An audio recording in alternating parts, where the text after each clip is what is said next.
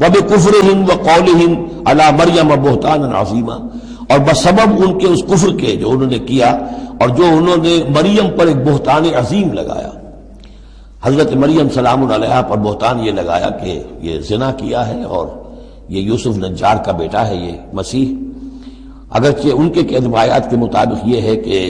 ان کی نسبت تھی، یوسف نجار بڑھئی تھے ایک، ان کے ساتھ حضرت مریم کی نسبت ہو چکی تھی لیکن وداعی نہیں ہوئی تھی، لیکن وداعی سے پہلے ہی ان کے مابین تعلق ہوا اور یہ بیٹا ہو گیا، تو یہ تو پھر ولد الزنا ہوا۔ یہ تھی اتنی بڑی بات تھی جو وہ کہتے ہیں، اور اس کو باقاعدہ پکچرز بنا کے امریکہ میں چلاتے ہیں، سن آف مین، تم جسے سن آف گاڈ کہتے ہیں وہ سن آف مین ہے۔ اب سن آف مین جو ہے اس کو سمجھ لیجئے کہ اس کا مطلب کیا ہوا، پھر آؤٹ آف ویڈ لاک کی تو آخر ہوا نا، اس کا جو پیدا ہوا اگر حضرت مسیح تو وہ صحیح جائز ولادت سے تو نہ ہوا، اگر انسان کا بیٹا ہے۔ بہرحال اتنے بڑے بڑے بہتان لگائے۔ وَبِكُفْرِهِمْ وَقَوْلِهِمْ عَلَى مَرْيَمَ بُهْتَانًا عَظِيمًا۔